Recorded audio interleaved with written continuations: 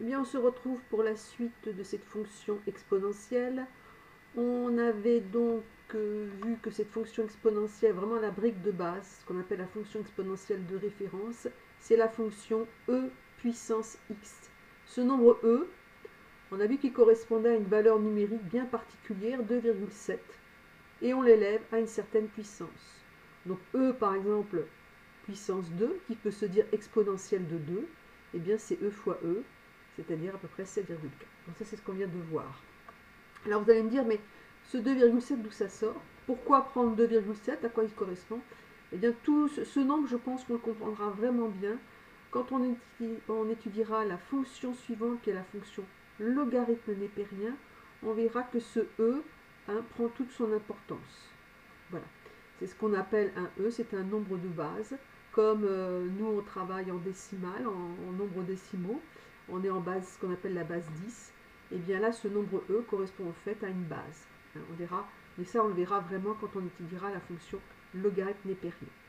Et bien donc maintenant, il s'agit de remplir ce tableau de valeurs. Donc, toujours pareil, maintenant on va s'intéresser vraiment à la fonction de référence e puissance x, donc exponentielle de x. Et bien, on va remplacer x par un certain nombre de valeurs. Donc c'est toujours la même chose. Première valeur, e de x, on se propose de calculer pour moins 10. Et bien là, ici, on reprend la calculatrice et là, on met moins 10. Attention, moins entre parenthèses. Et on trouve, vous voyez, 4 10 puissance moins 5, ça veut dire qu'il va falloir que je rajoute ici, devant, que je recule la virgule de 5 rangs. Donc, je ne vais peut-être pas détailler tous les calculs, vous avez compris le principe maintenant. On active la touche exponentielle et on remplace l'exposant par la valeur du tableau. Donc, si je reprends ce tableau, donc nous allons corriger. Voilà, donc j'ai rempli ici toutes les valeurs. Ça, j'ai calculé l'exponentielle de moins 10, de moins 5, de 0. Donc e puissance 0, si je remplace x par 0, je trouve 1. Ce qui est tout à fait normal, parce que je vous rappelle que n'importe quel nombre, puissance 1, puissance 0 vaut 1. 10 puissance 0, ça fait 1. 2 puissance 0, ça fait 1 aussi. Alors, ce qu'on observe, on vous demande comment sont les valeurs de e puissance x, c'est-à-dire exponentielle de x. Et bien, si on les observe bien, la première des choses qu'on remarque, c'est que même quand je prends des x négatifs, le résultat est positif. Tous les nombres sont positifs. Ça, c'est la première des choses qu'on voit. On voit que quand x devient de plus en plus petit, là, à moins 10, e de x devient vraiment très très petit et se rapproche de 0. Par contre, quand x devient un peu plus grand, par exemple pour x égale 10, déjà on arrive à 22 000. C'est-à-dire que c'est quelque chose qui fait croître les nombres fortement. Cette fonction exponentielle fait vraiment croître fortement les nombres. C'est pour ça que souvent dans le langage courant, quand on a quelque chose qui croît très très vite, eh bien on dit que c'est une croissance exponentielle. Voilà.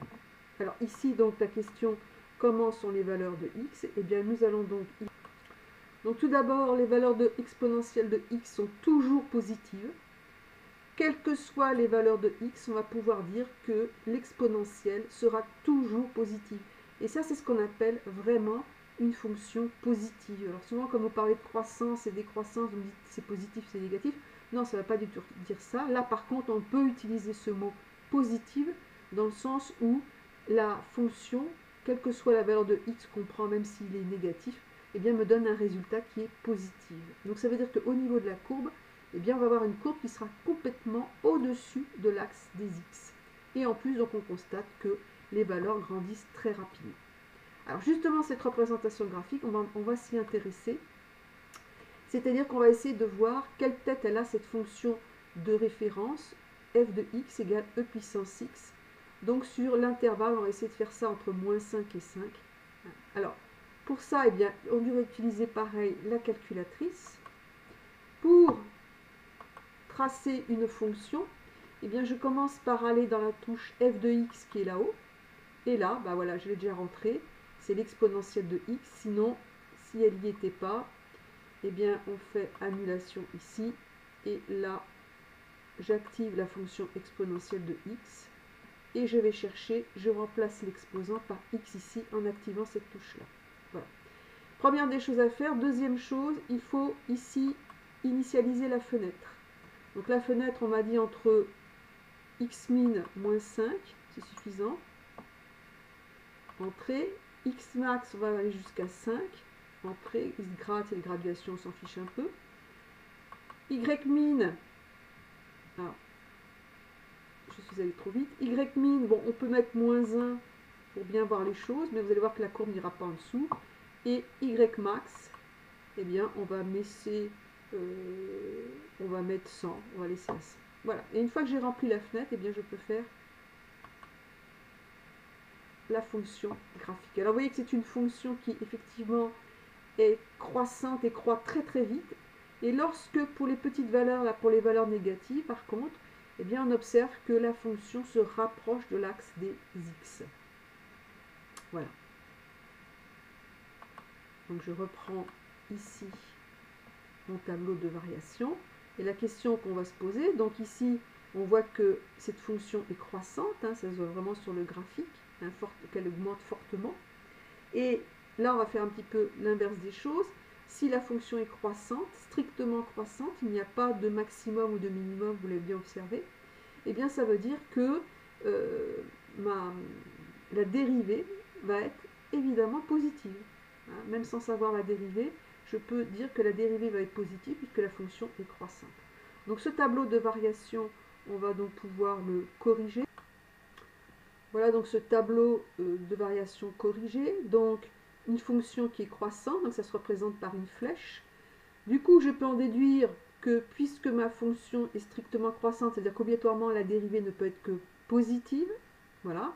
Pour l'instant, on ne connaît pas encore la fonction dérivée de cette fonction, mais on peut subodorer qu'elle va être positive.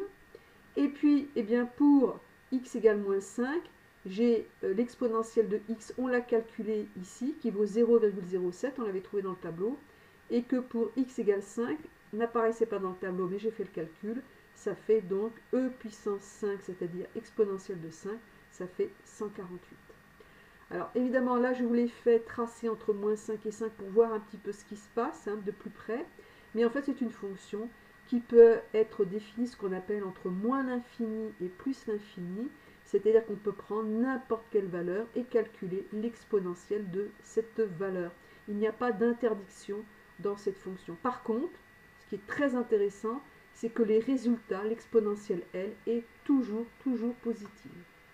Donc ici, j'ai reporté bien la courbe que vous avez pu voir à la calculatrice. Donc c'est une fonction qui est bien strictement croissante. Et vous voyez que quelques valeurs intéressantes qu'on retrouve sur la courbe, entre autres e puissance 0, c'est-à-dire exponentielle de 0, alors 0 est là, et bien ça me donne 1. D'accord, on voit que la courbe coupe l'axe des ordonnées en 1. Et pour x égale 1, eh bien ça fait e puissance 1 égale à e. Eh bien je retrouve sur mon graphique le 2,7 qui correspond à la valeur de e. On a parlé de dérivée. Eh bien la fonction dérivée de la fonction exponentielle, je ne vais pas vous montrer, mais c'est elle-même. Voilà. Voilà une fonction qui, lorsqu'on la dérive, c'est elle-même. Donc ça veut dire que ça, c'est une fonction qu'on va rajouter dans le tableau des dérivées. Je vous rappelle que par exemple, on avait vu que la dérivée d'une fonction linéaire de la forme ax, c'est a, la dérivée d'un nombre, c'est 0, la dérivée de x carré, c'est 2x. Eh bien, on va pouvoir rajouter que la dérivée de cette fonction exponentielle, donc e puissance x, eh bien, c'est tout simplement elle-même. Alors, on va regarder un petit peu les propriétés calculatoires de cette fonction exponentielle. Et je vous propose, à la calculatrice, de calculer e puissance 5, e puissance 3, et puissance 2. C'est-à-dire exponentielle de 5, exponentielle de 3, exponentielle de 2. Puis, vous calculerez e puissance 6, e puissance 3 à la puissance 2. Voilà. Alors, donc, à la calculatrice, e puissance 5, on l'a déjà calculé, e puissance 3, on l'a déjà calculé. Donc ça, qu'est-ce que ça nous donne? On va voir donc tout de suite les... Voilà, donc à la calculatrice, j'ai réalisé les calculs que vous avez pu faire. Donc exponentielle de 5, ça fait à peu près 148,4. Exponentielle de 3, 20,08. Exponentielle de 2, à peu près 7,39. Bon, a priori comme ça, on voit rien. Mais si on observe bien, si vous regardez bien, eh bien si vous faites 20,08 fois 7,39, vous allez trouver 148,4. Tout simplement. C'est-à-dire e puissance 3 multiplié par e puissance 2, c'est égal à e puissance 5. Et là, par contre, si je fais maintenant e puissance 6, je trouve 403. Et si je fais e puissance 3 à la puissance au carré, c'est-à-dire e puissance 3, c'est 20,08 au carré, je retrouve 403. Alors, est-ce que c'est surprenant ça? Non, parce que tout simplement, on est en face des propriétés calculatoires des puissances. Hein, les propriétés calculatoires de puissance que vous avez dû voir, entre autres, avec les puissances de 10 au collège. Donc ces propriétés des puissances, c'est tout simplement donc, les propriétés des puissances. Hein. Je vous rappelle un exemple que vous avez dont vous devez vous rappeler. Si je fais par exemple 10 puissance 3 fois 10 puissance 2, eh bien ça c'est égal à 10 puissance 3 plus 2, 10 puissance 5. J'ajoute les puissances. Quand je multiplie un même nombre par... Quand je multiplie deux nombres qui sont donc évidemment égaux par une puissance différente, eh bien on additionne les puissances. Et pareil, si je prends 10 puissance 3, le tout élevé au carré, eh bien ça fait 10 puissance 3 fois 2. Là, on multiplie les puissances. Donc ça fait 10 puissance 6. Donc ce qui veut dire que ces règles, ces propriétés tout simplement de calcul de puissance s'appliquent dans le cas des exponentielles. On ne peut pas dire que ce soit vraiment des propriétés particulières, c'est tout simplement les propriétés des puissances, puisque e puissance x, hein, c'est une puissance, c'est un nombre élevé à une puissance. Alors, qu'est-ce qu'on peut écrire comme propriété? Eh bien que e puissance a fois e puissance b, ça va être égal à e puissance a plus b. E puissance a, le tout à la puissance b, c'est e à la puissance a fois b. Bon, là, je ne vais pas vous le montrer, mais e puissance moins a, ça va faire 1 divisé par e puissance a. Et e puissance a divisé par e puissance b, eh bien, ça va faire e puissance a moins b. Ça, je ne vous le montrerai pas non plus. Voilà. Alors maintenant, on vous se propose de regarder une autre fonction. Je vous demande à l'aide de la calculatrice, tracer la fonction entre 0 et 24 définie par g de x égale 36 soit exponentielle de moins. Alors, si vous observez bien, la différence par rapport à la fonction f de x qu'on avait étudiée au départ pour modéliser le nombre de décès, on a mis un signe moins. Donc on va regarder un petit peu cette fonction, à quoi est-ce qu'elle correspond. Donc je prends la calculatrice.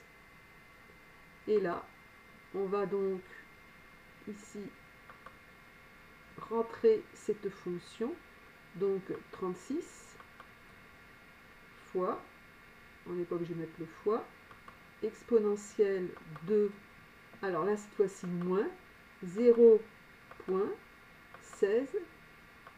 x.